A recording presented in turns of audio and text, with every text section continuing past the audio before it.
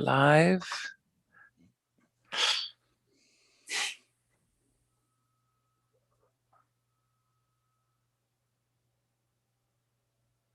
Are we live? Not quite yet. I'm going to hit the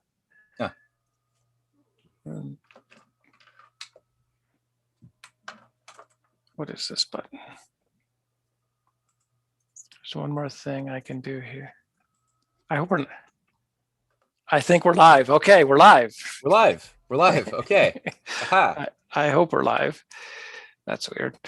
Okay. Hello, everybody. This is Frank and Dogs and Baskets. And Dogs and Baskets is a podcast about ideologies. And the name comes from an ultimate Frisbee reference, where the ideology of ultimate Frisbee has led to a phenomena where after 50 years, when an ultimate Frisbee player mentions ultimate to a stranger, they get one of two questions 99 out of 100 times. And this has been going on for 50 years. Oh, is that the thing with the dogs, or is that the thing with the baskets?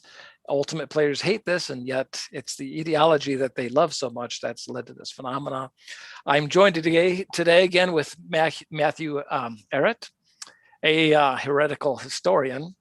Matthew has been working for years looking at history over the last several hundred years, connecting dots in people in places where people don't even see dots. He's done a lot of investigative work behind the scenes over the last several hundred years and has a fascinating background on a great many issues. He's a fascinating man to talk to, and I'm bringing him on today to talk about the ideology and ultimate. Just to clarify, I have not been studying for several hundred years, so that would be awesome. But I do try to carry around several hundred years of history in my head whenever possible, in a utility belt. Mm-hmm. At least not in this lifetime. Not in this lifetime, exactly. Right. So in our last conversation, we spoke about Plato's cave, ideologies, and I've always thought that ultimate Frisbee is a great case study for ideologies, because it gives us a concrete, real world, tangible example that doesn't involve religions or politics or other inflammatory things that ends up in fistfights normally.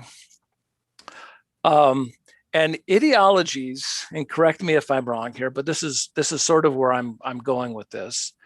And I'm very careful not to be against any specific ideologies, but ideologies to me are shackles represented in the allegory of the cave that, they ideologies tend to incarcerate us. And certainly Buddha spoke at length about liberation, moksha, freeing ourselves from the shackles that bind us. Jesus spoke about liberation and salvation. Muhammad, now this is very interesting, and this is where we can start tweaking the ideologies a little bit and saying, oh, if we look at it, just tilt the perspective a little bit. Now, Muhammad spoke about death to the infidels and jihad. And if we tweak these two little things to maybe see them in a way that's consistent with these others, it makes things a little interesting. So if we ask the question, is death to the infidels, is that possibly death to the ego? Is that a way to say, okay, well, that's very interesting, and that's actually more consistent with these other things? And then if you look at jihad, which the word jihad simply means conflict, if you look at jihad as the inner struggle, the inner conflict every human has between our animalistic self and our higher divine, the divinity within us, again, that's very much consistent with all these. And in that context, again, Muhammad's talking about liberation and breaking us free of these ideologies. Fascinating, right? How many people have been killed because of, I mean, hypothetically, but it sounds, you hear this like, oh, wow, that actually sounds, that sounds reasonable. How many people have died at the result of a slight misinterpretation error of these ideologies? But all, again, my assertion is that ideologies bind us, and rather than being against ideologies, I'm just hoping to be able to point them out. And again, we can use this ideology and Frisbee to kind of say, okay, that's interesting. Let's look at how each one of these things binds us to a specific belief, and an ideology is like a belief structure. It's a whole package of a lot of beliefs that all kind of carry with them, usually a self-referential circular logic that incarcerates. Okay. I think just to add to that, as an idea that sprang into my mind just listening to you, I was thinking a little bit about the idea of a formal equation and the thing that brought it into being. So oftentimes we're given in school a formal equation that we're told to memorize and use when we have certain problems we encounter in symbolic mathematical, language. And the point of math is to just, you always want to make this side equal this side and make it balance. And you got to, there's certain tools to solve a problem. Now that's useful, but it gets really bad. It gets kind of, I guess I would call it ideological when you stop thinking about what were the powers of creative thought that occurred, which made this equation, which at one point did not exist as something to use, right? It wasn't a discovery, whether it's the Pythagorean theorem or whether it's the inverse square law, whatever. It didn't exist. Somebody had a great discovery, found a way to communicate it by wrapping it in a symbolic language to communicate to other minds that could then use it. But if you don't reproduce the quality of the original mind, that original eureka, it becomes just an ideology. I believe it's true. Why is it true? It's true because it works. That's totally circular logic. That's not sufficient reason, right? That's not like, if you care about the truth, that shouldn't satisfy you, which is why a lot of students don't do well in math class. The ones that do well usually are not using their mind. They're just using their memory. So I think it's like that with, in the Bible, there's points where there's the warning that, one should not lose the spirit in favor of just the word. So it's when you start using, well, why is it true? Because Jesus said. Well, that's not exactly sufficient. That's somewhat circular too. It's true. The fact that Jesus said it says something about Jesus's wisdom, that, mercy, turning in the other cheek is better than vengeance. Okay. But think it through a little bit more. So it's not an ideology anymore, right? You're owning it. And it's a spirit. So the spirit of the creative force that brought the rule into being is what is animating you, and not the rule itself as something that replaces your own power of thought. And I think you'll find that in Islam, in Buddhism, you'll find it everywhere. This tendency to want to take things that came out of a creative process, turn them into formal, crystallized things, and just basically have it think for us, right? Have the rule think for us, which then causes us to hate creativity. So whenever somebody then comes up with a new idea that is creative, we feel challenged by it or threatened by it, which should not be what we feel. We should feel like, wow, great. A student is asking a professor a difficult question that the professor doesn't have the answer to. Wonderful should be the answer, not sit down, get out, or something, whatever, like whatever hostility creative people encounter. That's fucking brilliant. And you encapsulated my experience. Part of the challenge of using this as a case study is there's no reference frame to say, look what ultimate should have been.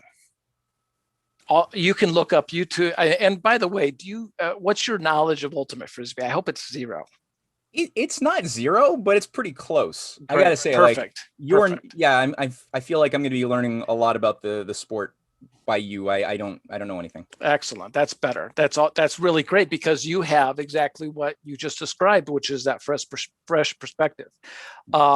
And there's no way for me that you can turn on videos and watch, all kinds of stuff on YouTube. It's on ESPN, blah, blah, blah, and some qualifiers there. But it looks very polished and when it's on the right media. Nobody watches it, basically, other than players. And no, I think I saw an episode I saw a bit at a bar once. Yeah. That's my only experience of ultimate Frisbee is having a drink and looking over my shoulder and saying, Frisbee. There it is. That was it. Oh, dogs and baskets. Where's the basket? Where's those damn baskets? Great. So back to what you were saying, I was I became a heretic. I started playing in the late 70s, and I played for 10 years, just the conventional orthodox, and I broke free from that. And I developed a whole system that should have forced the rules to be overhauled. And it's funny how you mentioned Jesus and Bible and rules, because what you described is exactly what happened here. Nobody in Ultimate understands the pedigree or the genesis, why the rules are the way they are. And that whole entire creative process of, oh, why is this? And I can even get into the idiosyncrasies of them because you don't know the game, and that's fine. I'll do that with an Ultimate player soon after this and break those down separately. But like Ultimate player, it's exactly what you said. Everything is kind of crystallized around these concepts. So, well, these are the rules. Well, of course, this is what they are. And like I said, I've developed a system that should have forced the rules to be completely overhauled. I broke the game, and that's just, and yet that was 30 years ago, and the game still goes on. Sorry, just quick. Were you playing professionally, or what? How did you encounter and perform in that world? It's only become professional in the last, I mean, there's been 3 professional leagues. There's an Major League Ultimate once back 20 years ago, and then Major League Ultimate 12 years ago. And now there's American Ultimate Disc League. That's been in play for about 10 years. I probably could still play professionally because the system that I bring to the table gives so much leverage. It breaks the game,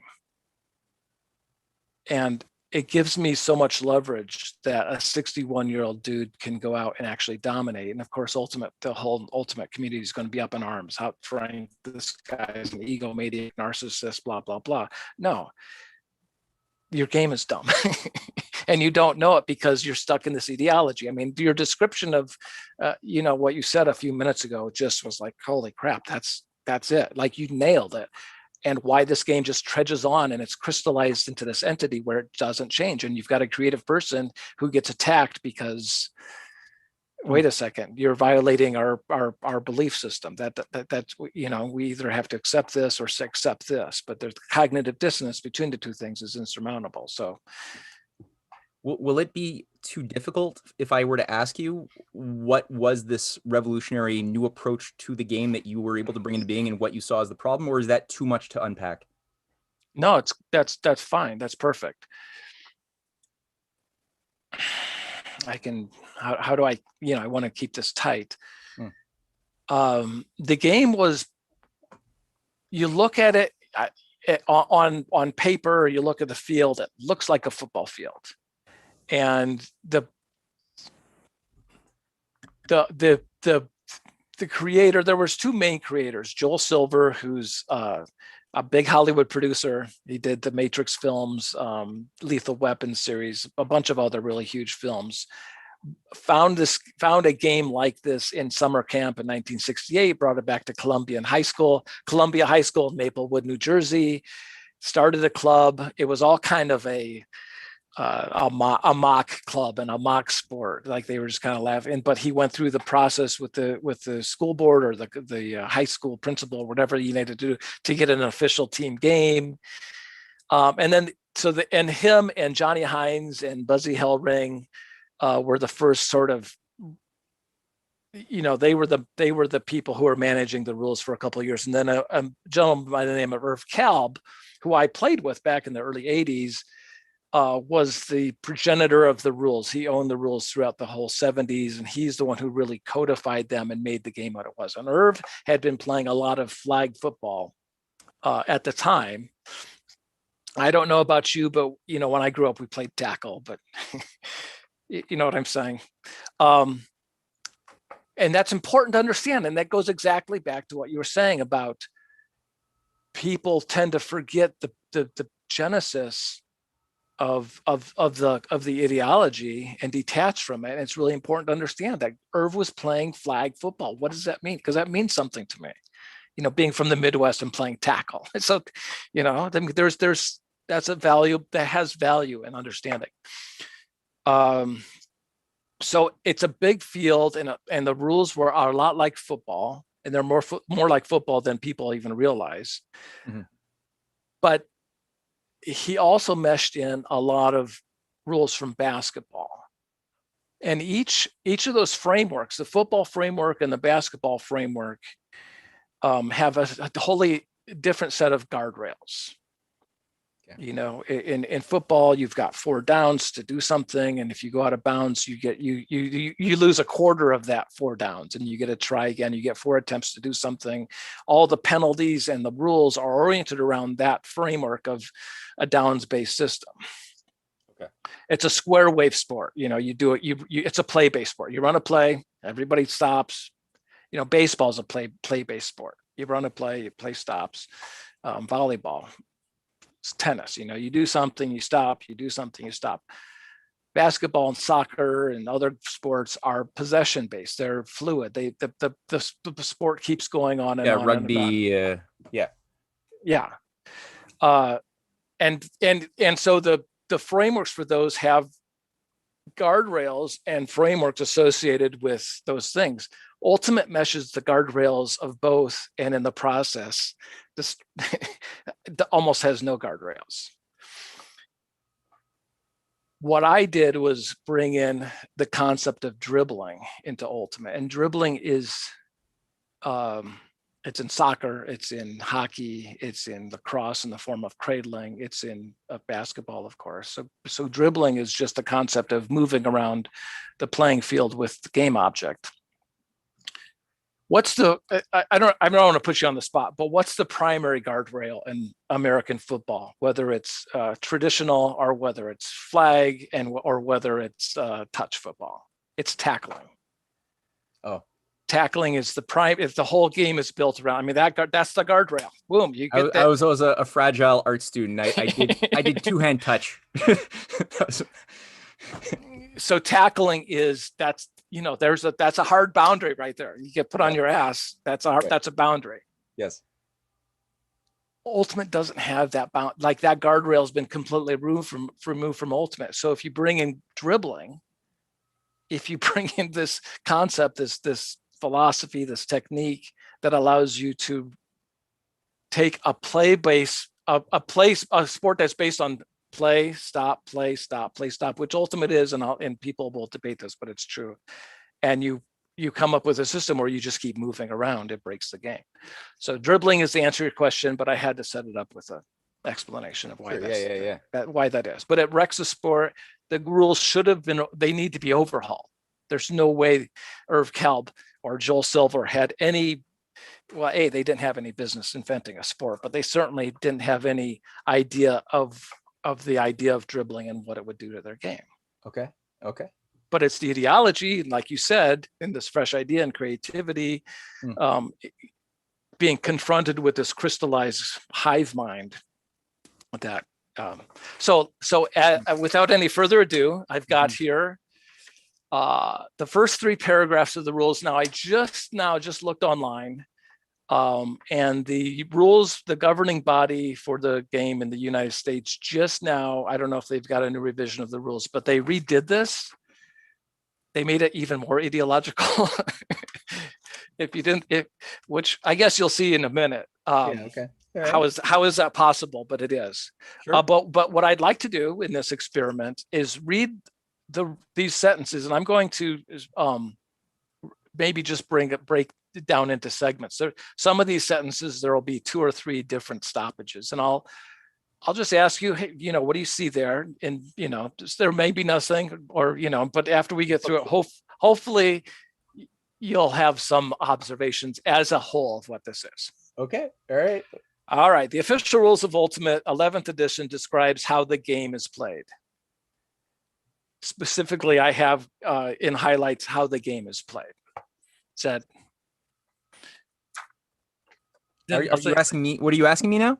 I'm asking you the how the game is played. Does that belong in the rules? Because let me give a hint here. The way the game has played hasn't changed in 50 years, according to me.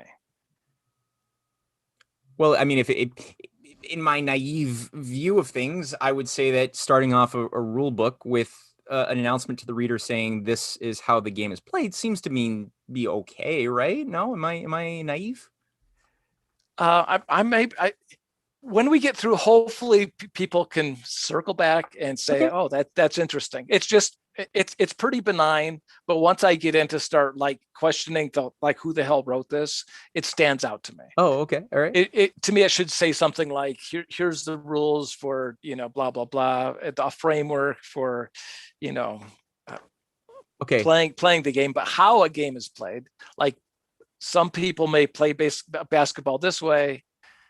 Some may play this way. The basketballs don't say how to play. They just give a framework to play the game. Okay. All right. Let's see some examples and maybe it'll add some meat on the bones. Right. Next, I'm going to try to do this. I'm going to start a sentence, and then when I go with the air quotes, that's the part I'll, you look for comment on. It is assumed that no player will intentionally violate the rules. Ideological, not ideological. I mean, it's a weird subjective thing to throw out there. I mean, for a rule book, which is supposed to be just a bunch of objective sets of rules to follow, it's a bit of a weird subjective thing to say, like, hey, we're just going to assume you're not a cheater before getting into anything about what the objective rules are. I guess that's a bit weird. Okay, good. This is fun. It might be, this whole thing might be weird, but thanks for playing along. Yeah, sure. I'm open for new experiments. So. I'm a huge fan of, and I don't read, by the way. I'm a little dyslexic, but I'm a huge fan of Lord of the Flies. I get the concepts. I'm like a Cliff Notes guy. Lord of the Flies and Jack, because this whole thing assumes there are no Jacks. Do you know Jack's the archetype? Is Jack the alpha in? He's not as intelligent. He's a subversive. He's an alpha, but he's also like Jacks to me are just guys who are that they're going to cheat intentionally. Okay. Because that's what alphas do. Like Jacks are the guys who always win. And I never watched this show, but Survivor. I would have been the first person kicked off Survivor, kicked off the island first time. Okay. So, and again, I'm going to start the sentence over again, just to put the first one in context. It is assumed that no player will ever intentionally violate the rules. Thus, there are no harsh penalties for inadvertent actions. Let me read that backwards. I'm going to take those two half. No, yeah, there's no penalties. They're assuming that no one's going to violate the rules, and so because people they're assuming are all honest brokers, with no bad intentions that exist in their assumed world, they're saying that they won't consider any possible penalties or rules that are created for those who break rules because those people don't exist. Is sort of what they're saying. That's what it says. But let me read this. I'm going to transpose the front and back of the sentence. Okay. No harsh penalties for inadvertent infractions are going to happen because no players violate the rules intentionally. Yeah. Okay. They just said that. Okay. That's pretty naive. Yeah. Well, but wait, that says the only reason for penalties in sports is because people cheat. Is that true? Oh, no. No, of course not. That's what this says. Okay. See where, and the question is, and this could be subtle, and I'd like to think that, you're going to say something brilliant. No. But I know. But the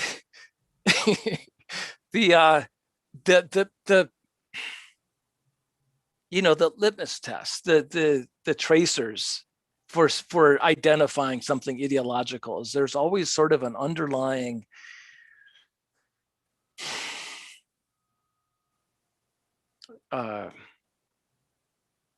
it's sort of like an assumption. I'm going to throw myself under the bus here. Participation trophies. Someone thought, it's like there's an underlying, this will be good for their self-esteem, or Bobby's getting his feelings hurt because, so there's this underlying assumption, quasi belief that gets put in. So every one of these will have that, and you'll see over going through this that I guess I see what you're saying now, because I mean, again, I'm not a sports person right. in any way. I played bowling. That was my thing, billiards and bowling. Right. But if you cross the line in bowling, it's a penalty. and you didn't do it on purpose. Like, no, I know. Yeah. Like there's an idea of penalties that have to do with making you better. Like you don't screw up, but the point is you want to excel at something. You want to develop capacities. And when you're too loosey-goosey, you don't develop, you don't grow. Oh my God, you just fucking nailed. That's everything wrong with Ultimate right there. You nailed it. There's no penalties. Although, interestingly enough, there's not a shot clock, but there's a throw clock. You get 10 seconds to make a play. And if you don't do that, the penalty is a turnover. So wait, okay, so either that's not a harsh penalty or it is, but that's... What if you punch somebody in the face to grab the Frisbee? Like, is that okay? We'll get to that. Oh, okay. But the question is, the answer is technically yes. Oh, yeah. I mean, there's no, let's continue, because then I'm surprised that it's not even more popular than it is. No, it's not, because a blood sport. I would imagine that it would be already bigger than football. No, the ideology stops that from happening. Okay. All right. Okay. Let's get back. I'm going to read this real quick. It is assumed that no player will intentionally violate rules. Thus, there are no harsh penalties for inadvertent fractions, but rather a method for resuming play in a manner that simulates what would have likely occurred absent the infraction. Could you repeat that, please? So this is ideology number 4, yeah, okay. or C number 5. Rather, a method for resuming play in a manner that simulates what most likely would have occurred, which most likely would have occurred absent the infraction. Oh, I see. So you trip the guy, he falls, you stop the game, and then he gets back up, or I guess if he's capable of still walking, and then takes up where you left off the game.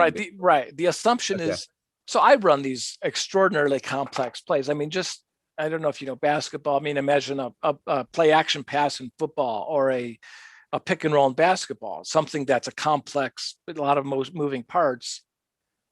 You're not going to replace that. Like, you can't replicate that. Not only can you not replicate, but at what point, how can you resume that in the middle of that? Yeah. Like, that's impossible. No, I see what you're saying. And the whole point of the zone, like in sports, I know that athletes often talk about the zone, whether it's Wayne Gretzky being able to visualize the entire playing field, hockey, rink that he's on. Yeah. And he's able to hold this gestalt in his mind and act in the future, right, on states that haven't been there, because he's able to tap into that zone. I have this theory. Yeah. Yeah. I do a lot of research on consciousness studies. I'd love to get into it with you on how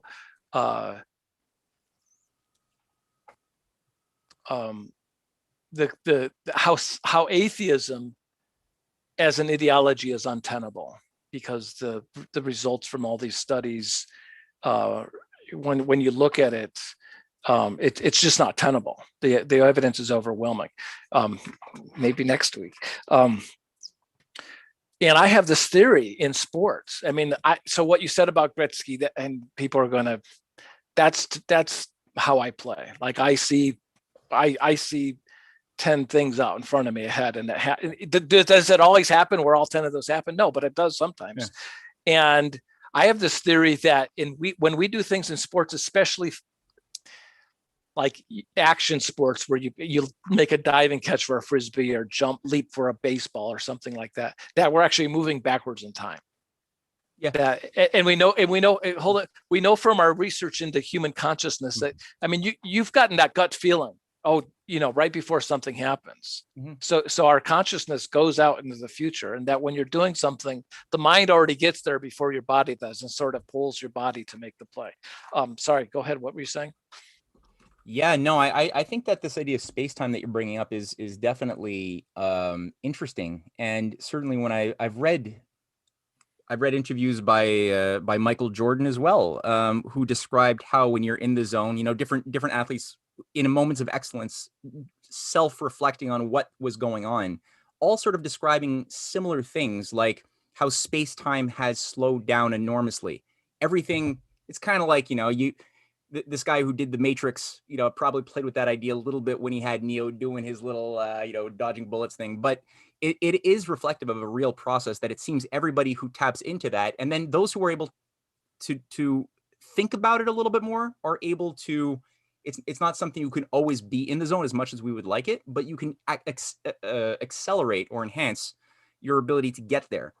And I think that the whoever authored that rule book, that just authored that sentence you just read, has no conception whatsoever of that, because they treat human beings as if we're just little we're a video game, it was a 19 repeat, rewind, redo it. It was a 19-year-old nerd from New Jersey. I mean, and I describe it as, to me, defenders are moving in half speed. Like it took me a long time and learning how to dribble in this game. I mean, I make dribbling, not me. Dribbling makes a mockery of Ultimate, and once you get there, it's just, and you can get into the zone very easily when dribbling. Okay, so all right, next. So you get that. I mean, that last one's just absurd. That the idea that you can, simulate what might have happened and restart the game is just it's a joke. In Ultimate, an intentional infraction is considered cheating.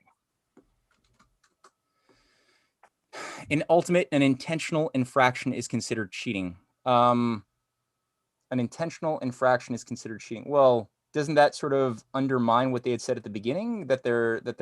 We assume that. No, it's confirming that, but it's sort of backing it up. But when you foul someone in the end of a basketball game, is that cheating? Like it's part of a. You have checks. Part of the framework and the guardrails and balances gives you checks and balances, and it gives you sort of a what's the right word? Gives you a bank account. Okay, I've got 3 more fouls. I can use those. They're, so.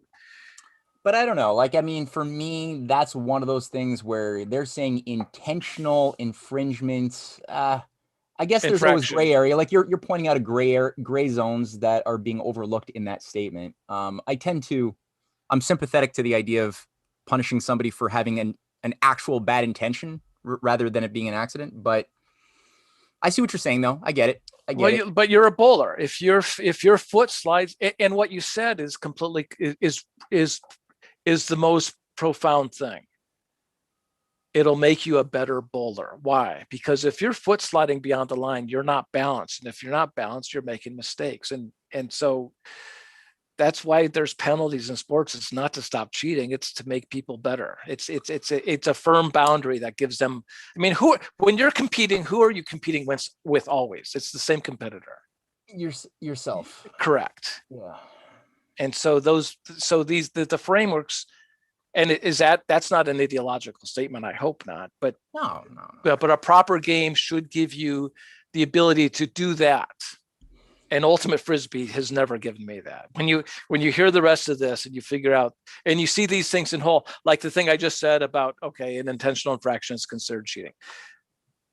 Standalone, okay, yeah, maybe in the whole of what. So let me go next. All right, but I was going to say, because bowling is, as an individual sport, almost any intentional infraction that I do is going to undermine my gains. Whereas in a group dynamic sport, it's a bit different, because all of a sudden I can get away with undermining somebody else and hoping I don't get caught to advance my own gains. Whereas I can't. Not at the end of the game. Not in the end of the game in basketball. It's part of the strategy. It's known. Here's what it is. Our team still has 2 fouls to give. We can foul, and they're not going to shoot free throws, and it's going to cost them time because they have to do a side out. That violates. It's a gray area. It's just not always true. It depends on the sport. And Ultimate, is there room for a place where actually an intentional infraction could be strategic? It actually should be, because the guardrails are. Anyway, let me move on, because we're going down the rat. All right, we're going. Right. I want to avoid the rat. Philosophical can of worms here that we're. It gets ideological. Okay. And then the next ideological soundbite and is a gross offense against the spirit of sportsmanship. And I'll just continue, because that's sort of the same thing. But to me, don't impose your spirit of sportsmanship on me. That's where it's ideological. Like, no, that's fine. You could. I guess I'm very leery in my life of people shoving their ideology on me. Well, that's your okay. Yeah. Okay. We'll get to, if you figure out. Okay. Often a player is in position to gain an advantage by committing an infraction, but the player is morally bound to abide by the rules. Again, jamming some, who like my morals aren't absolute. No, that should be implicit and not made explicit, I think. If everything else, right, but it's just we're almost done with the first paragraph. Yeah, okay, all right. The integrity of ultimate depends, air quotes, each player's responsibility to uphold the spirit of the game, TM. They trademark the spirit of the game. Oh, you can do that? Okay. Well, until they try to sue somebody. I mean, you can get anything trademarked at the USPTO, but if you have to defend it in court, you're going to get crushed. So but everybody's responsibility to uphold the spirit of the game that's in the rule book. I'm speechless. Yay! It gets better. It gets better. Trust me. Go for it. This is the preface. Then we get to the good stuff. Okay. And then the last thing in purple here, this responsibility should remain paramount. Blah blah blah. Okay. Now, I don't know if you remember from your day at the bar and watching the game. So the first paragraph is called the preface. This next one is called the description. Ultimate is a non-contact disc sport. Is that what you saw on TV? You didn't watch enough to know. I did have a lot of beer that night, so I don't know. I don't remember. I don't think I saw contact going on though. It did seem to me pretty. There are violent collisions. There's been God knows thousands of ACL tears and broken collarbones and broken ankles for 40, 50 years. You've got 14 players on a field running full speed going after. I mean, there's a shit ton of contact. Okay. To put it in here in the first three sentences, that it's that it's something that it's not is insane. In fact, in high schools across the country, they're prohibited from having co-ed basketball because of the contact. But PE teachers read this and say, "Oh, it's a non-contact sport," and they can have. I mean, it's kind of a joke. Of course, there's a ton of contact in ultimate. It's so. Is there something ideological about defining something to be? It's sort of like, let's label surfing a shark-free sport. Oh, yeah. In hopes of no sharks biting, or selling more surfboards, or there's some agenda. Like, why would you say that? It's simply not true. I mean, I guess if see, I'll be the devil's advocate here, because great. And speaking as somebody who's never played ultimate frisbee, what does this mean? What do my words mean? But I mean, what I'm impelled to think is if they set out the game explicitly to be non-contact, like for example, soccer is non-contact. Would you say that soccer's not non-contact? But to say that contact happens and it should happen by accident, isn't that different from saying that it's a contact sport? Because not like football or rugby. Football and rugby are defined as known to be collision sports. Yes. Soccer and basketball are contact sports. It doesn't say in either of the rules for either of those sports that they are non-contact sports, and as such, there's provisions in the rules to help manage the risk-reward ratio. There's nothing in ultimate to provide guardrails to, okay, They can't put in provisions to what happens when a foul happens, because this says fouls don't. I mean, they do happen, but they made it hard on them. Yeah, it's created a real issue to have this as built into the rules when it's patently not true. Yeah. The rest of the second paragraph actually is, I'll read it off. Sure. There's one more thing in here that's just patently wrong. Description: Ultimate is a non-contact team sport played by 2 teams of 7 players. The object of the game is to score goals. A goal is scored when a player catches any legal pass in the end zone that the player is attacking. A player may not run while holding the disc.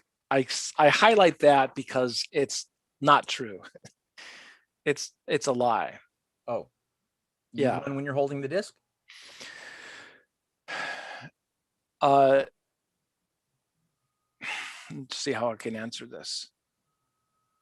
There's when the game was written, and when these first three paragraphs were written, and just to throw you a curveball, in basketball you've got 3 steps to stop and plant a pivot foot. In Ultimate Frisbee, depending on which revision of the rules you're playing by, you have to stop as quickly as possible or in as few steps as possible. So that's pretty liberal. That's pretty wide open. Right? Yeah. Like I couldn't possibly stop below 20 steps. I did my best, Your Honor. I swear she was 16. Yeah, no, I can see that that's pretty lax. Yeah. But then in 1995, they amended the rule so that if you're catching and running, if you throw the disc before your third ground contact to another player, that's legal. So this is just factually incorrect. A player may not run while holding the disc. It actually is legal to run while you're holding the disc as long as you throw it within 3 steps. Why they have something in the rules that's just patently wrong is it's probably not ideological, but it's a little insane. It doesn't help when the sport, by the way, I don't know if you know this, the sport's self-refereed. That's part of the spirit of the game. No. Oh, we didn't get there. No. So it doesn't help when a lot of players, they only read this and I'm running and then they call a traveling violation on me because they think because they read the rules. Well, you can't do that. And it's like, for 25 years, actually, that's legal and you didn't read the rules and The rest of the paragraph are real quick. The disc is advanced by passing it to other players. The disc may be passed in any direction. Anytime a pass is incomplete, a turnover occurs, resulting in an immediate change of direction to the team in possession. Okay, now the next paragraph is entitled The Spirit of the Game. Ultimate relies upon a spirit of sportsmanship that places the responsibility for fair play on the player. So I highlighted for fair play on the player. Well, that already just adds to what they said about having no referees, that everybody's going to self-referee each other. And thus, isn't that make it implicit what you just said, that thus every individual player has the obligation to sort of is that not no, that doesn't follow from that? I'm not saying I agree with it. I'm just saying like, right. No, this is different. Oh, I like to talk about myself, being the narcissist that I am. Ultimate's not fair the moment I step on the field for anybody else. Basketball's not fair for a 5'1", player. I can go. Sports aren't fair. How is it right? The whole world's not fair. This is a huge ideology. Nash was a short guy. He excelled in basketball with. He was 6'2". Compared to all the 7-footers, it's pretty tiny. But I see what you're saying. 5'1", different story. You can just take it to extremes. I mean, there was Muggsy. There's a couple really small point guards in the NBA. Muggsy, not Muggsy. Doesn't matter. They exist, but it's not the NFL is not fair on someone your size, whereas you could probably play soccer. Like sports aren't fair; they never were fair. No, it's a physical game. So yeah, those who have physical attributes are going to excel. Hold on. You're going for the mind. Yeah, no, I totally agree with you. Yeah, you're right. There's all kinds of delineations in athletics. If there weren't, we would just watch track. Well, yeah, and I was thinking about my Wayne Gretzky example too. Like Gretzky was slower than most of the players in the NHL. I mean, he was not a big guy either. He was like, but it's because he was able to always visualize the future and think of the whole as a moving system that he was able to excel and act in the future. So yeah, that just undermined what I just said about it being physical. 6 years ago, I was trying to teach a team in North Carolina, Ring of Fire from the Raleigh-Durham area. I've been trying to teach this system of mine for 30 years. And of course, you described my dilemma beautifully earlier. And, I had worked out what I thought was agreement where I would, be teaching my system. So one of the days I was there, I'd sat there and watched them for a couple hours, and they did their wind sprints and their stretching and they're scrimmaging, and they were all warmed up and they were ready to go home. I was like, wait a second. I came down here to do this, drove down from Boone. It's a 6-hour round trip. And so I got like 30 minutes. And the only stretching I did, I was 55 years old at the time. The only stretching I did was to bend over and tie my cleats. So I was totally, compared to these guys are 25, 30 years old, really athletic. This goes to the Gretzky, what you said about Gretzky. And I completely crushed them. I did what I wanted, how I wanted, when I wanted. There was nothing they can do to stop me. They couldn't understand. There was no reference frame to understand what I did. Well, you're not running hard. I'm sorry. Can I do what I want how I want? Yeah, but so when you said that Gretzky wasn't playing fast, I mean, that's the whole point. The best point guards in the NBA, they're the hardest to cover because they change speed so much. They're, someone who's going the same speed all the time is really easy to cover, but someone who can navigate the speeds. But back to the sports thing, there's a whole wider spectrum of differences between people of what makes one player better than others. It's not just athleticism. Otherwise, we'd be going to a track meet, especially in team sports, and where, having field sense and vision, which is completely intangible and unmeasurable, it changes the game. Lawrence Taylor changed football. They named a new position on offense for him, the elephant, because he literally changed the game. There's no game changers in Ultimate because of all this ideology. So Ultimate puts the responsibility for fair play on the player, which, that's highly competitive play is encouraged, but never at the expense of mutual respect among competitors. That's a big one. Okay. I mean, again, I think that part of this is it's I'm seeing very cynical views of humankind embedded in the mind of the person trying to project an image of being an optimistic, sort of liberal, happy person, that they really don't think that human beings are ultimately very good or honorable or anything. And so they have to like put these little passive aggressive reminders that, or, nudges, like, we expect you to do, we know you'll do good, right? As if they don't believe that you will. And you need to have that explicitly stated. You're gonna make me start crying. Why? Because I've put up with 50 years of this fucking shit. Oh, okay. And you just, I mean, what you just said, I mean, what this paragraph does, the spirit of the game, asks me to be someone other than who I am. Mm-hmm. If I can't be me, who the fuck am I supposed to be? And it's like, and then, I mean, I'm going to start that little bit over again. Highly competitive play is encouraged, but never at the expense of mutual respect amongst players. And I'm going to break this down even a little bit more. The etymology of the word respect. Re is back, like return or redo, and spect, like spectacles, is to see. Respect, the etymology literally means to look back from the other person's, to be able to see through the other person's eyes. Mutual respect for me on the ultimate field is impossible. No one understands. There's one player on the planet who knows that dribbling destroys the game. That's me. How can someone, so mutual decency would be great, or mutual kindness or cordiality, but mutual, like respect is supposed to be earned, like true respect. Like oh yeah, I have a lot of respect for him. What you can actually see through admiration. You hold him as someone in high self-esteem. Those are great things. That's not respect. Well, go finish that.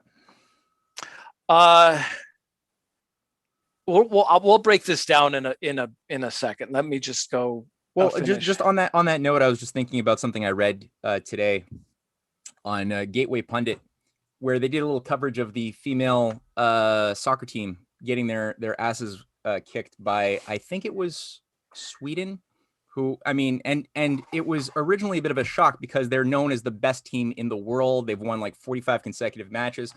But one of the problems you could see was that there's not a lot of the unity within the team is breaking down. And they had an image of a scandal that arose where many of the players, while you had this 92-year-old guy playing the national anthem on the violin and the American flag was there, several of the players chose to turn away from the flag. Some of them were obviously patriotic. And then there were other pictures of some of them just like kneeling at another occasion when the anthem was being played. I think it was Mexico, against Mexico. And some of them were very like, I'm a patriot. And so you have this like team that's not a unity. It's at odds with itself morally. There's no, because some of them they obviously don't respect each other for very good reasons in many ways. And so of course they can't accomplish what they're setting out to accomplish on the field when they're now in play. Ideologically at odds with each other. Yeah, morally, intellectually, everything. Yeah, it's just, and so how, if you can't even maintain situations of like, obviously respect even amongst one's own team can't be maintained in so many circumstances. How is it that you could just project that onto all teams forever as part of the game? It can't work that way. There's other factors at play that this author of the rule book is ignoring. To me, it's like a quota system, and I want to talk about, but before we get too much further, I do want to say something about diversity, because in a sense of what you were just talking about, you were talking about diversity in a roundabout way. And I just want to throw this out there that, diversity is not meant to be some egalitarian equality of outcome, equity-based goulash where everybody merges into a single entity and there's no differences. Diversity is meant to say that every single person has something to bring to the table, and it's a celebration and honoring our differences. And yet, how can we honor and celebrate our differences if we're not even going to acknowledge they exist? Yeah. Sure. Right. And that's something that's just, and did I say anything ideological just now? I don't think so. And yet all that, what I just said, completely gets lost in the ideology of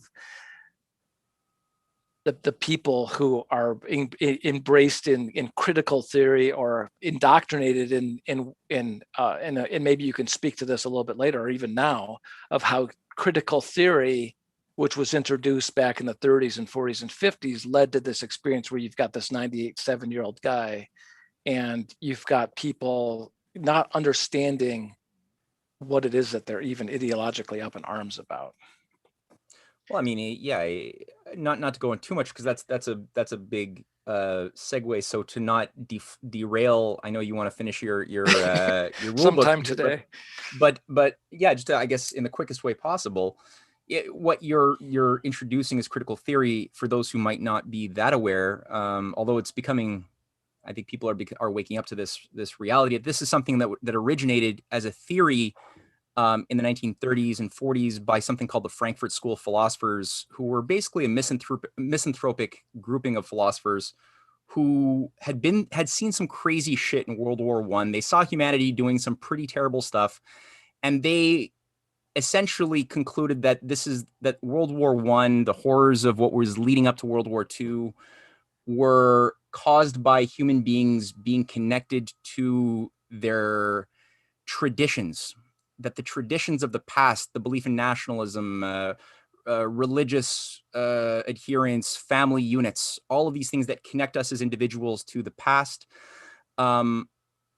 caused world wars to happen, caused all of the abuses and negative things. And so their cure that they came up with as social psychologists was to come up with a way that would, a system of theories that unfortunately today is very active and dominant in the Western education system and culture more generally, to encourage ways to break society free, especially the young generations born after World War II, who are subjected to increasing doses of this system, that basically would break them free of being infected with the thinking of white dead European males. Because the idea was, if you're all theories that are dominant today are dominant because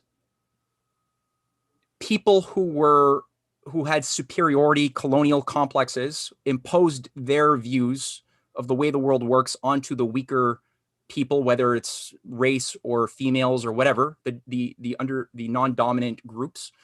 And that's what became, in a sort of Darwinian survival of the fittest fashion, that's what became the dominant systems of thought in the world of the 20th century. Now, it's true that there are bad theories that were input onto us by dominant white European males, right? There were bad white European males, just like there were bad everybody. There were bad women and bad Black people in, Africa who enslaved various other of their own brethren, right? You could find cases of good and Black everything. But their conclusion was, it's specifically Dante, Shakespeare, Mozart, all of these, they're all as equally bad as Hitler's views or any, and so we have to find ways of bringing in theories that are thus relevant, that don't allow people to judge right and wrong, because it's the act of judging right and wrong that causes war. Because obviously Hitler made judgments of what was right or wrong, and we saw the consequences of his judgments, which was war and mass death. So it's the judging that they're saying is bad, the inner standard of thinking that you have a better and a worse that you can standardize or use as a standard to decide what is going to happen. That all had to go. And so the relevant, like, more modernist theories that they promulgated, people like Theodor Adorno, Max Horkheimer, Erich Fromm, Kurt Lewin, are names who play a prominent role in this matrix of thinking. They basically said, okay, we need people who reflect the ugliness of the world, because the world is ugly, and people have, as to the degree that they believe that the United States was founded on goodness, or that there's good things in their white dead European male writers that they like, to the degree that they think that there's actual nobility there, they're sick, and we have to heal them. So to be healed, you have to be able to accept the ugliness of the world that is.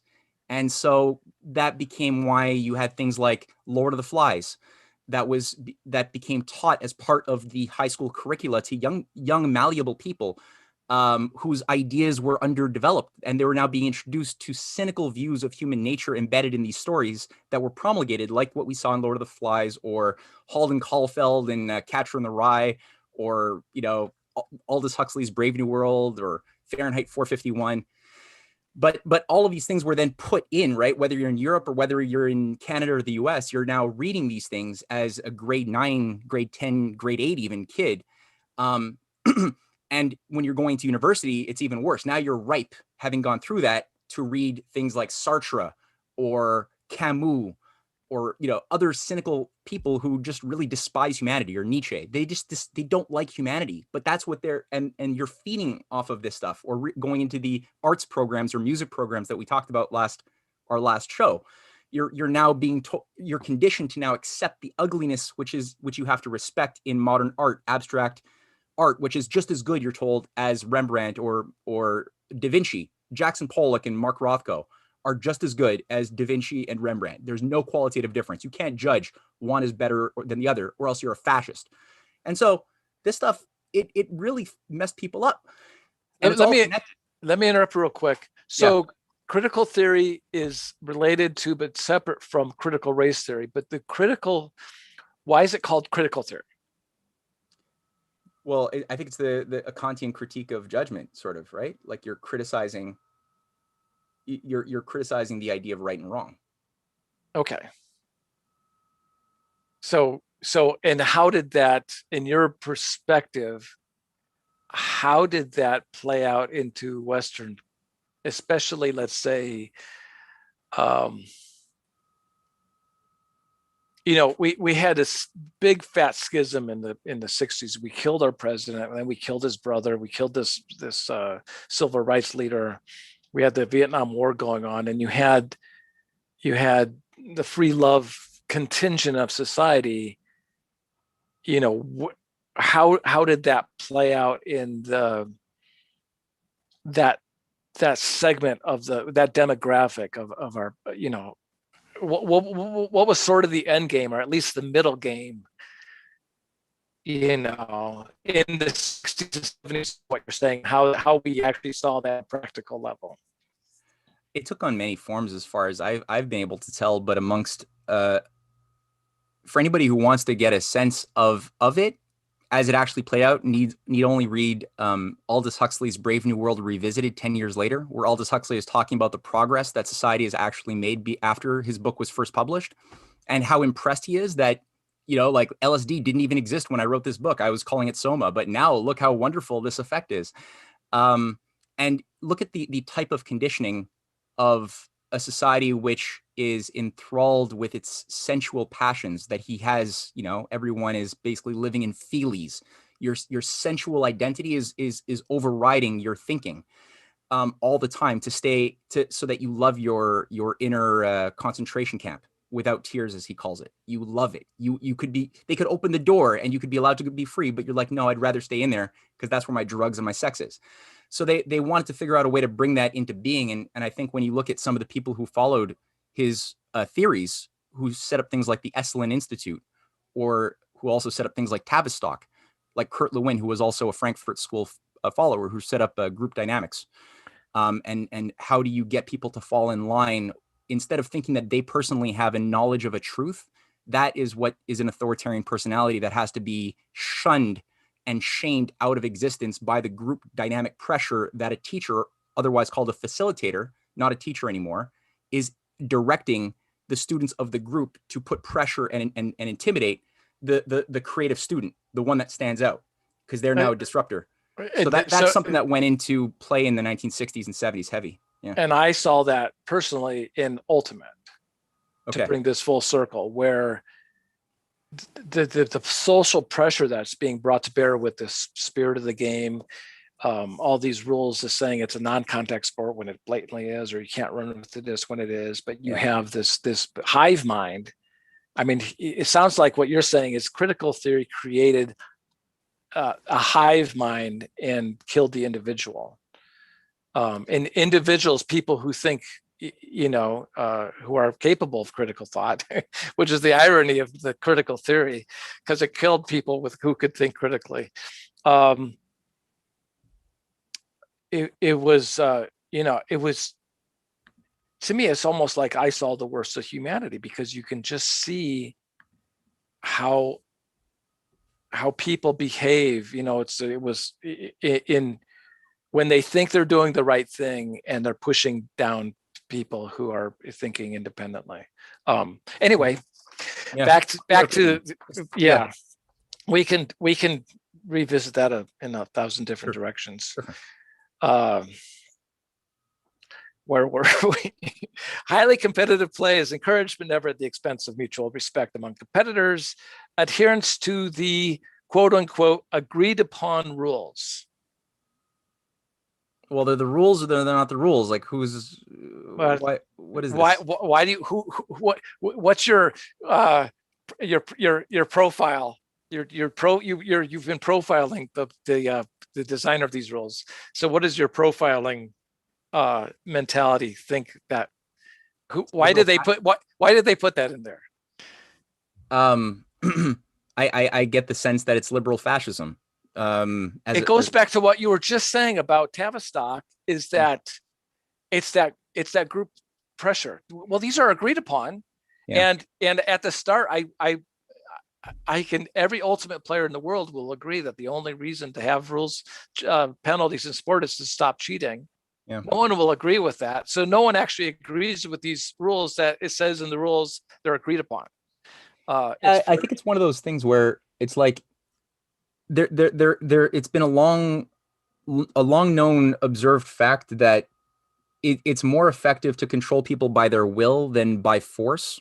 So a lot of these hypocritical liberal fascists, like people who actually are fascists, but they want to project the image of like loving liberalism. These are like the people who are the founders of the, today's rule-based liberal international order that tries to virtue signal Russia and China and other uncivilized authoritarian nations for being bad, where it's like, who was doing the regime changing? Who's been the one doing the assassinations and all of this stuff for the past, 80 years? Election and manipulation. Yeah, exactly. Like who's doing that? And so I think that when you have that sort of language, like we all agree upon, like, first of all, you didn't get any agreement really, but you're trying to pressure people to all give their acquiescence, thinking that now they'll be more easy to self-control to the degree that they have just given you that acquiescence. But it's like, no, that's not actually how you, if it's true, you should be able to bring somebody to a discovery of something being true without just saying like, we all agree that it's true because everyone who's smart thinks it's true, right? It's very odd. Very cultish. And it doesn't, now Ultimate's extremely cultish. A lot of Ultimate players will say, Frank, nobody ever reads this. This is not, that might be ideological, but no one reads that. No one ever takes that seriously. And I would say after 50 years, that zeitgeist is still very much alive, whether or not people read this or not. It's been, once it's been cultish since the 70s. Yeah. And that hive mind never died. It's not like those oppressive, I mean, it's very oppressive for sure. Mm-hmm. When you have a group saying, well, no, objectively, you're wrong. Mm-hmm. I had a good friend of mine, if we were talking about something about Ultimate, he was a guy I went to Purdue with, and he was out in California. I said, Joe, I don't care if 2 million people think I'm wrong. That doesn't make me wrong. He goes, yes, it does. Like, what? Are you kidding? Well, it's like the old statement goes, right? Like, why don't we all just eat shit? 2 trillion flies can't be wrong. It's like, well, yeah, right. Okay. Adherence to the agreed upon rules or the basic joy of play. All right. Again, I'll do the whole sentence to give it context. Highly competitive play is encouraged, but never at the expense of mutual respect among players, adherence to the agreed upon rules, or the basic joy of play. Nothing's popping out at you. I mean, I don't know. I'll refrain from commenting on that one. All right. I don't know if the game can carry with it basic joy, but I mean, I'd like to think I'm an idealist, Frank, and I like to think that one goes into a sport because it gives them joy. So I'm not offended by that statement. No, I understand, but the few words before that has agreed upon, which again, in the whole context here, I'm in this oppressive system. I have a different system of play that breaks the game. I've been called for a combination of traveling violations and pick violations over the last 20 years that were completely legal. Okay. Let's say a good 3,000 times. Okay. Yeah. Okay. Within that context of you as an actual person thinking outside the box, trying to follow a higher law, which is not there in the formal rules. Yes, within that liberal fascist structure, I could see why that would be a problematic thing. Ideological in and of itself. That's a great example of ideological. Well, joy of play, that sounds great, but in the context of the whole thing, it's like, yeah. Protection of these vital elements serve to eliminate unsportsmanlike conduct. That was a quote, the air quote. I'll just read the rest of this because I think you get the idea. Yeah. So which is, it's a misguided means of morality as a means of control. From the ultimate field, such actions as taunting opposing players, dangerous aggression, belligerent intimidation, intentional infractions, or other, here we go, win at all costs behavior are contrary to the spirit of the game and must be avoided. Well, they're definitely boxing their sport into a very specific cage that they want it to be defined by. That's they're not ambiguous about the type of sport they're trying to create. Okay, so what we have here is what I call the CBGBs. What's that? The CBGBs. CBGBs, I call it basically a lot of what we're seeing in liberalism these days. It's collective bargaining grievance brigade. Okay. Feminism. And God, I'm going to get shit thrown at me for this, but it's just an example. There's nothing wrong with feminism. And you look at the definition of feminist. I have this great one. A couple of years ago, they changed it on dictionary.com, sort of the Wikipedia of dictionaries. A couple of years ago, they had feminist, an advocate for the social, economic, and political equality between genders. I'm a feminist. Yeah, perfect. Same dictionary. And of course, now it's about 10 times as long. And this is about 5 years ago. Same dictionary, same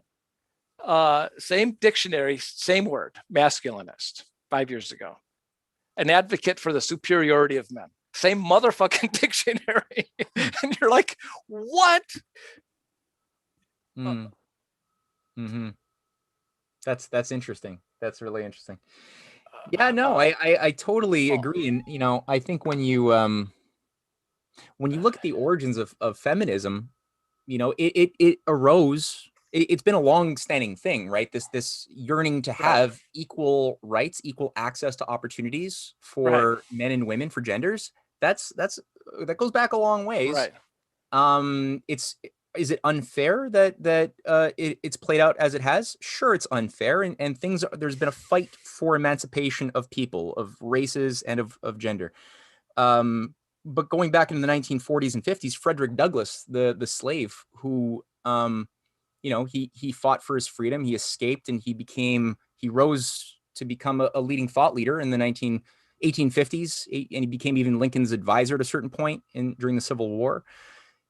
He worked with suffragette organizations that were working to also free the blacks. And it was part of an idea that we're human beings first, that we all have to fight for a higher human justice and help each other in that common fight. And, Frederick Douglass was helping the suffragettes. The suffragettes were helping the plight of the black slaves. And it had a very strong, there's some really powerful, strong stories. And then it was really only you could see it really turning inside out in the 1960s with the bra burning movement, and things started getting weird, and it became, no, I'm a woman first and a human being not even second. I don't even think of that. It's just your attribute as a human. So you're a white human, a black human, a female human, whatever you are. It's the secondary attribute that became the defining character, and being a human stopped mattering. And all of a sudden you just started seeing otherness everywhere, right? Man is not woman. Blacks are not white. And we're on to about the fifth revision now. I've heard, I've read where that's an interesting, where they layer it in, the 60s, and then the late 70s, the early 80s, and it just kept, what's the right word? It's not revision, but just, anyway, so CBGBs, feminism. So feminism, all these things worked because of collective bargaining. The suffragettes, I mean, collective bargaining is, you take an underserved, underprivileged, class, and you group them together, and they get some, a group dynamic gives them more power and strength than they have as individuals. However, today in what we're seeing, we have identity politics, virtue signaling, equity, egalitarianism, equality of outcome, diversity, inclusion, equity. You have people just coalescing into these groups and wielding their power. How do I say this without getting rocks thrown through my window? It seems it's where we started off an hour and a half ago, where you were saying with Pythagorean's theorem, we lost the way back to the original creativity and why we're doing this. And now we just have this formula that we're exploiting the formula because we know it works, but the means to an end of what they're using those formulas for are completely different from what the origination of that. Yeah, right. This is where you get the idea of the math is racist thing, right? Because people have misused, you could say, in their calculations, different mathematical formulas to build a fortress in Africa for the Spaniards that was going to house slaves that they were going to send off to South America. It's like, yeah, they used math to build a fortress for the slaves. Does that make math the fault of this problem? No, there's something else. Pythagorean's theorem, has been used by bad people and good people for good reasons and bad reasons. Does that make it, the Pythagoras' fault or the formula? No. I would say one thing though on collective bargaining that I would just take issue with the idea of, I know that it certainly has been used by Luen and others who took over the unions and brought a lot of this ideology in the 50s and 60s into unions and used them as a way to sort of shape things in a way that reduced and got rid of the individual for a group dynamic. But originally, looking at the history of collective bargaining and unions, there was a lot of crazy injustice by the Rockefellers and others, JP Morgan interests to destroy and usurp, workers. So it was I think, a good thing, and it could still become a good thing again, in its original fight against imperial structures. But yeah, anything that has power can be corrupted and turned into an instruments of the deep state as well. Collective bargaining is no exception to that. Right, and I use it loosely, because I wanted an acronym to describe all those phenomena, and CBGBs is nice. Yeah. And it is being exploited. Yeah. And let's take identity politics, for example. How does identity politics work? You identify as a member of an oppressed group, and as such, there has to be an oppressor, and then you can play victim and achieve some political, economic, social gain out of playing victim. And if you ask any psychologist, one of the most diciest syndromes in patients to overcome is victim consciousness. And so it's very difficult for people to take responsibility and to get to a place of empowerment. Yeah. And so these people who are using large scale identity politics for some political, economic, social gain are doing just this tremendous disservice to all those people who are latching on to this victim consciousness, because they don't know any better, because every one of these phenomena where there is some imbalance, and you can't, this right here, you can never attempt to artificially level the playing field. It just doesn't work. It never has worked. I don't think it ever will work. Time and time again, we see in history, it fails because there's always people in there who are there's always jacks.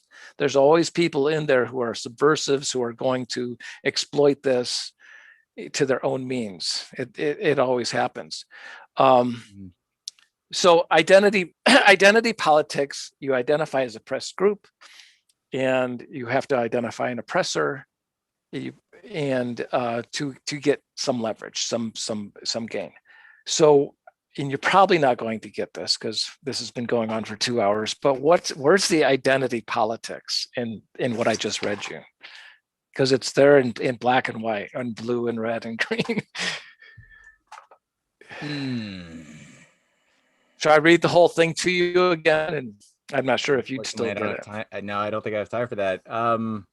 I'll read this last sentence, and you can see if you find it.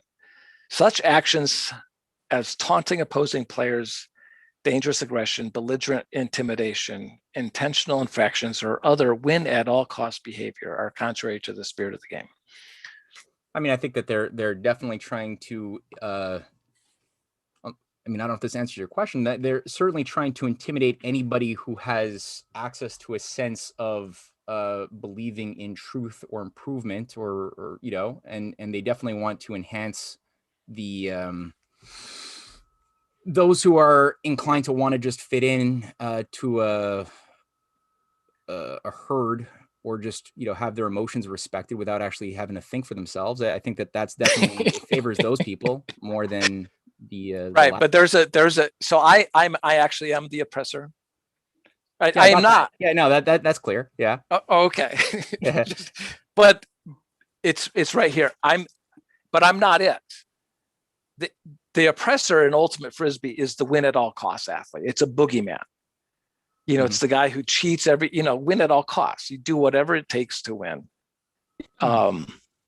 But in the context of the way this entire ideological treatise has been presented, and especially, I don't know if you've ever heard of the New Games movement that started in the 60s and the 70s. If you really, that to me is sort of the bridge between critical theory and Ultimate Frisbee. Yeah, you sent me the link to that came out of the Esalen Institute, right?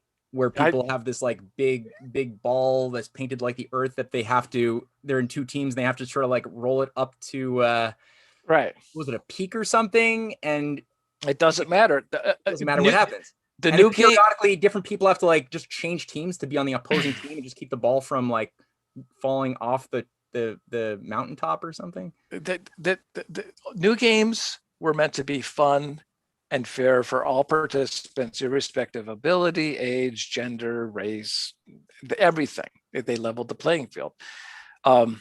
And members of that community always considered Ultimate Frisbee to be the most successful new game ever. I mean, new games is disgusting to me. I mean, it goes against every fiber of my being. I want to compete. I want to compete against this and try to figure out how to get in the zone, how to perform at my highest on a canvas that allows me to be creative and artistic and dance. Yeah. And new games destroy. It's just like everything about new games takes that away from me. Does that make me a bad person? No, I'm just an athlete who wants to compete. So the winner, and if you look at the rhetoric of and the person who wrote this, by the way, in 1975, Dan Stork-Roddick is probably in the Ultimate Frisbee Hall of Fame. Was, I don't want to say he was a card carrying member, but he's quoted in their books, and he's quoted like they know each other, and he was somehow involved with them. But he was a card carrying member of what? Well, I'm saying there was no card carrying. Oh no, but he was involved with who, the Esalen or something else? Just the New Games people. Oh, okay. There was cross pollination between Dan Roddick and the New Games people. Oh, I see what you're saying. Yeah, it's in the literature. Yeah. Okay. And if you read the New Games literature, the win at all costs athlete was. It's sort of like what you're saying with Pythagoras and these things like this. It's a boogeyman. Yeah, and I think that for me, coming not from a sports, but rather, I mean, we more of an illustration, artistic sort of background that I'm coming from. I saw that same thing when I was taking a couple of years of fine arts after illustration, and there's this encouragement to just express yourself from the beginning. Just express yourself in ways that might be kind of interesting, but there's no building on the foundations of past great benchmarks of artistic history. So you're not relearning, you're not learning from the masters who made these wonderful penetrating breakthroughs in chiaroscuro, in all sorts of properties of expressing nature. You don't learn any of that. They just talk about it a little bit in art history. Then you just jump onto like splattering paint or whatever. And it cherishes and rewards mediocrity. And anybody who tries to express, you just described you know ultimate frisbee better than any ultimate player does. Do, eh? That's exactly. It's but you see, media. It infected everything. Nothing is untouched by this. Whether you'll see this for those who've been through science, or arts or sports. It's infected every part of our lives. Mediocrity. This is correct, and this is why Ultimate's an interesting case study. But it's so mediocre that you can't turn it on and see how mediocre it is. Yeah. Fuck, man. So after we cure this, when we fix this mediocrity syndrome, we'll head off and do nuclear fusion, and then maybe cure cancer. And I mean, what do we do about it? Like it's infected everything. Do we track it back to does it all go back to the Frankfurt School? And if it does, how do we uproot it, or what? Can we just shine light on it? Well, I think that definitely people before you can really begin to do anything serious about it, you have to first diagnose it within yourself, because we're all in various degrees born into this already sick system that had these permeations. And so, like it or not, on some level, conscious or unconscious, there are things that are withholding our ability to tap into our higher faculties, our creative reason, these other things that have been diminished in force. There's so many discoveries, though. You just, anybody looking online will find that there's amazing schools and breakthroughs in cancer research that are outside of the mainstream sort of priesthood controlling the levers of funding to what is acceptable, methodology of teaching and practice in pharmaceutical, or in medicine. Same thing for energy. I mean, there's so many breakthroughs that have already been made that we're just not even told about. And I think that politically, there's a lot of barriers that are being artificially jammed into the machine to keep these things from being unleashed. On the other hand, that's just what already exists. There's things that are beyond people's imagination that are already available in many ways. If you could just get that political will to change, that's not I don't have an answer to that. On the other hand, there's breakthroughs that we still should have made years ago that we haven't, because people have been crippled spiritually, emotionally, that they have to heal themselves from as well, so that they could make those discoveries in the arts, in science, and other things. And that requires doing work. We got to take our education into our own hands in many ways, because you're not going to get it in the institutions. So having, programs like what you're doing, what I'm trying to do with the Rising Tide Foundation with my wife, and our seminars and astronomy work that we're doing for students, these are ways that we have to sort of capture and create a proper curriculum that we should have had access to, but we didn't, because we live in this oligarchically managed society. So there's ways like that. But we definitely have to take responsibility for ourselves. That's for sure. For our own minds. How much more time do you have? I'm already over. I'm sorry. Okay. I can do 5 more minutes. All right. Five more minutes. And maybe we can springboard this. Okay. So taking everything you just said and dovetailing in with most of my work, I blame science. And science, and like I said earlier, atheism is untenable, and yet our current framework in science is a form of institutionalized atheism, and it's a substratum underneath all of this, and that has resulted in all this. That the first, and I said this in the last video, the framework we have in science started in the same decade as Marxism, and that's not a coincidence. And so I think we fix science, and we can fix everything else. That sounds grandiose and hyperbolic and God knows what else, but it just seems to me it's very ripe. It's like, wait a second, is it possible that we're 180 years overdue for a major course correction in science? Mm-hmm.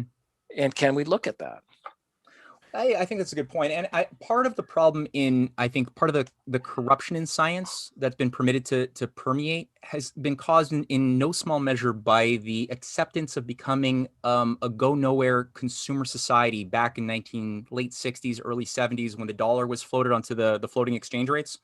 And we became what was celebrated by some networks as the post-industrial society. They were like, the former wisdom was that, you had to have industrial production and growth and big projects to give, vitality to money. No longer is that the case. Now we can just consume, have, export our industries to, people in dirty lands that we don't have to look at, who stay poor, to send our things we used to make ourselves back to our dollaramas. And that will be the new wisdom. And I think that now it's been over 40, 50 years even of that type of stagnation, where because we don't do anything, we don't test our ideas. And so crappy standard model theories of the atom, or all sorts of just theories that might look nice on a computer screen, and they're like maybe logically consistent with themselves, but they have no bearing in reality. If you try to apply those theories, it doesn't work. You can't even test out string theory. There's how many, 11 different, models of it. You can't test one as being more right than the other. It's all just, so I think if you start doing things again and actually saying, okay, we have, like we used to before I was born, I've read books that showed me that society used to have, people would have a vision of the future state that you want to do. You don't know how you're going to get there, but you're like, we have to green this desert or whatever. And then you figure it out along the way. And then as you're figuring it out, you're testing your thoughts out, and things you very quickly get to see what's crappy that doesn't work. And then you get to reevaluate, well, what's a better theory that does the job, whether it's asteroid defense, whether it's terraforming another planet, even in, the next century or whatever. Like there's so many things to do. And for me, what gives me hope is the multipolar approach, because currently you have a clash of the unipolar doctrine of, NATO, the rules-based order, all this crap that's atrophying.